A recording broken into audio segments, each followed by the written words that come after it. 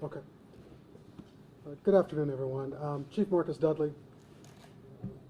So we called this press conference out of an abundance of caution. Last night at about 8:26 p.m., we had received a call for service of a 12-year-old little girl who was suffering from an illness that might have had to do with her ingesting a lollipop. And this occurred while she was walking home from school, and she ingested it.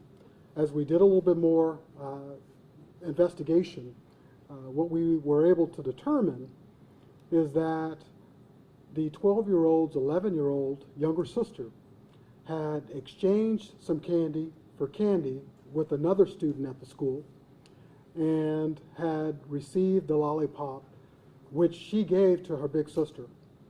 Her big sister ingested it and at some point spit the candy out. Went home, and a little later that evening ended up feeling ill. And so that was of great concern to us. So we at the police department mobilized our youth and school resource officer investigators to immediately start looking into what had occurred.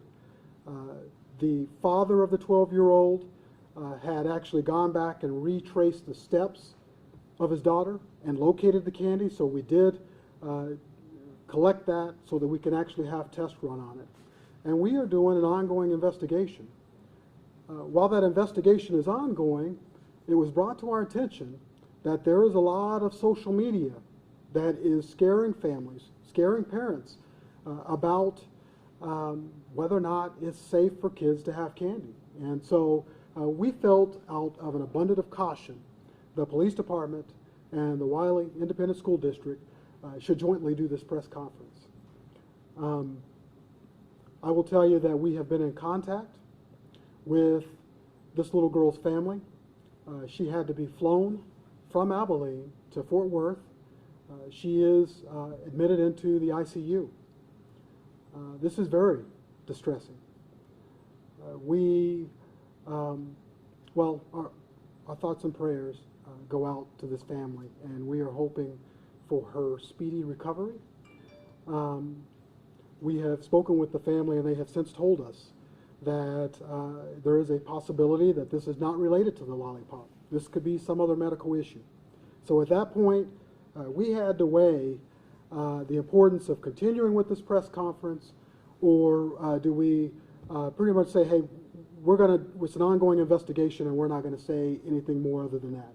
And we felt it appropriate to go ahead and continue the press conference, and for us to make it clear that it's important that we encourage parents to talk to their children about not ingesting consumables where it is unknown the origin. And that would be the message here, is really more of our encouraging parents to talk to their children about reporting to them before they take something from someone else and consume it. We have no concerns at this point that the male child that provided the lollipop had intended to do any harm. The child and their family are very cooperative, and it would appear that that child found the candy and ended up passing it off in exchange for other candy throughout the day. So that was the point of this press conference, and with that, I want to give Dr. Joey Light, Superintendent for the Wylie School District, an opportunity to speak. Thank you, Chief Dudley, and again, as you said, our prayers and our thoughts go out for this girl and her family and all involved. At this time, we just want again to echo what Chief Dudley has said in regard to the message that we're hoping that our folks receive about this, and that's to make sure that they aren't ingesting any consumables. I will say that Wylie ISD is fully involved in helping the police department in whatever way they need as they go through this investigation. Thank you. With that, we'll take any questions for either of us. Chief, I did, Nick, you let me know when you're done. Chief, if I could change gears for a minute, yesterday the governor ended the mask mandate. Before we go there, if you don't mind, John, can we see if there's Sure. questions about? Go ahead. So has there been a history of lollipops being laced in the past? Is there any precedent for this investigation? I think that we're all aware that you could probably Google any particular incident and realize that there are some incidents around the country where candy has been laced. We are not aware of any such incidents within the city of Abilene. And again, our primary concern is when there is the media posts, social media posts that are being put out there that can create disinformation. If we have the ability to be able to correct the narrative on that, we will absolutely try to do that. I can't promise that we'll do it every time, but in this instance, when we know that we have a 12-year-old little girl that's in a hospital, I think we have a sense of obligation to want to be able to address if there's an allegation out there that she ingested candy, and there's other people at the school that might have concerns about their kid and whether or not they had access to candy. Chief, how long will it take for the test results to come back on the candy? You know, test results are out of our hands. It's something we rely upon the state to do for us. We will expedite the request to have this processed as quickly as possible, but I'm not able to provide a timeline at this point. But right now, you don't believe that was the cause of the illness, correct?